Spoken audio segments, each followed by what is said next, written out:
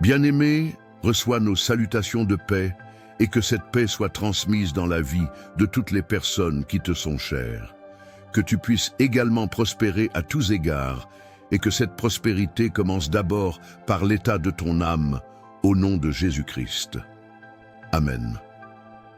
À l'entame du dernier trimestre de cette année, il nous paraît utile de t'encourager sur le sujet de la formation.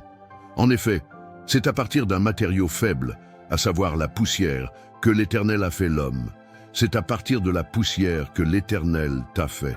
Or, lorsque le serpent fit chuter l'homme et sa femme dans le jardin d'Éden, une punition fut qu'il se nourrirait de la poussière, comme il est écrit dans Genèse 3, le verset 14.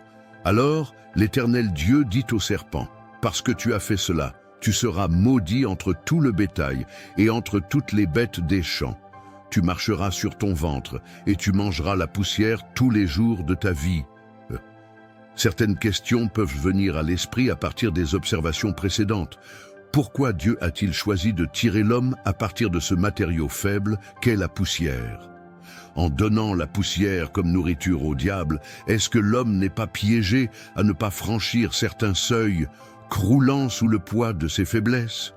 Si cela est possible, par quels moyens l'homme tiré de ce matériau friable peut-il devenir stable, fort et résistant? Bien-aimé, tu dois être convaincu que l'Éternel, ton Dieu, est le Créateur juste, un planificateur très méticuleux dans tout ce qu'il exécute. Il ne fait jamais rien sans préparation ni une programmation très avancée, afin que l'erreur n'y figure point. Psaume 139. Les versets 13 à 14 dit « Car c'est toi qui as formé mes reins, qui m'as façonné dans le sein de ma mère. Je te loue de ce que j'ai été fait d'une étrange et merveilleuse manière. Tes œuvres sont merveilleuses et mon âme le sait très bien. » De nombreuses personnes se justifient dans le fait que Dieu connaît leurs faiblesses et par conséquent ne font aucun effort de les surmonter.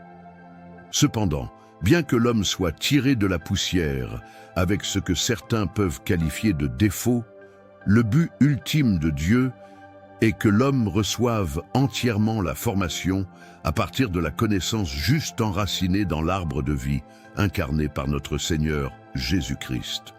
Amen.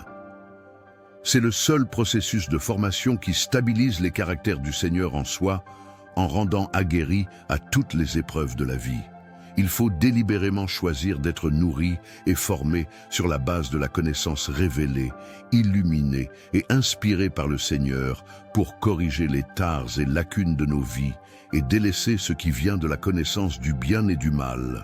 Rappelons que l'usage de la connaissance du bien et du mal se traduit par les ruses, les spéculations, les mensonges, les manipulations. Se nourrir de l'arbre de vie éloigne d'un caractère instable et de la forte tendance d'accomplir les désirs de la chair, voire même de les justifier. Psaume 40, les versets 2 à 4 dit « Il m'a fait monter hors du puits de la destruction, hors d'un bourbier fangeux. Et il a mis mes pieds sur un roc, il a établi mes pas.